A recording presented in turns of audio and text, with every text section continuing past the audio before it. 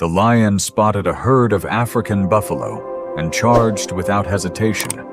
The herd exploded into chaos.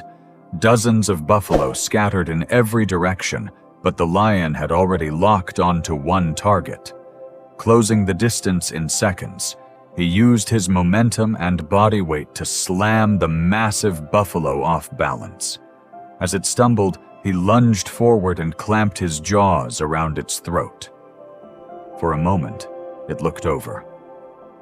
Then the buffalo got back on its feet. Its powerful hind legs began firing backward in rapid succession, aiming straight for the lion's exposed abdomen.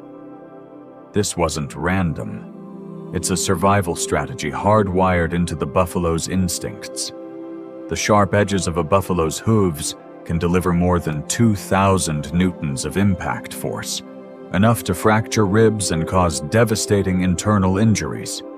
Every kick targeted the lion's belly, where the reproductive organs and vital abdominal organs are most vulnerable. It's a deadly defense.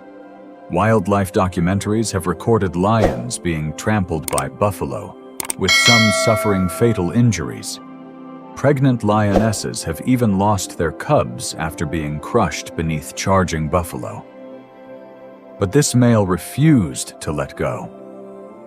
As brutal as it looked, there was a reason. If he released his grip before the buffalo was subdued, it could spin around and launch another powerful counterattack. For a lone lion, there might not be a second chance. Dragged across the ground, the lion held on with every ounce of strength. After an exhausting struggle, he finally managed to pull the buffalo down again. Now, lying on its side, the buffalo kicked wildly into the air, its four legs flailing like an overturned beetle. But the lion's grip only tightened. His lower canine teeth locked against both sides of the buffalo's throat, while the upper canines drove deep into the soft tissue between the windpipe and the esophagus. Big cats are built for this. Unlike wolves and other members of the dog family, a lion's canine teeth are nearly round in cross-section instead of flattened. That design makes them far less likely to snap during violent struggles, even though they slice less efficiently. The lion isn't trying to bleed the buffalo to death. He's trying to suffocate it. A male lion's bite can generate roughly 350 to 450 pounds of force, more than enough to collapse the airway. Every attempt the buffalo makes to breathe is blocked.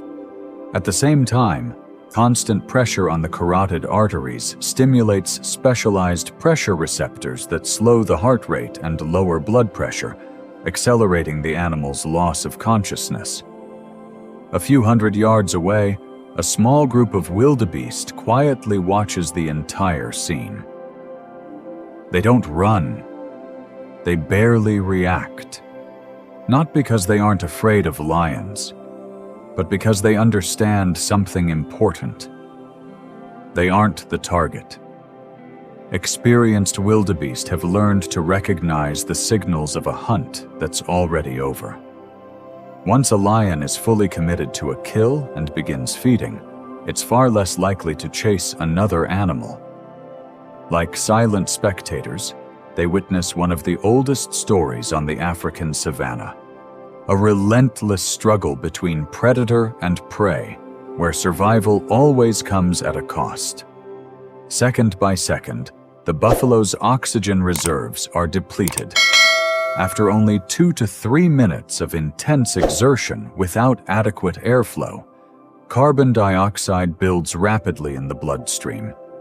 Oxygen-starved muscles begin to fail, and the buffalo's strength fades away.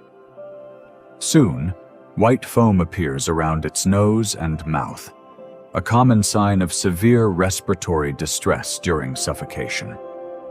Even then, the lion doesn't loosen his grip. Large prey animals can continue to show reflex movements after losing consciousness. and releasing too early could allow the buffalo to recover just enough to fight back.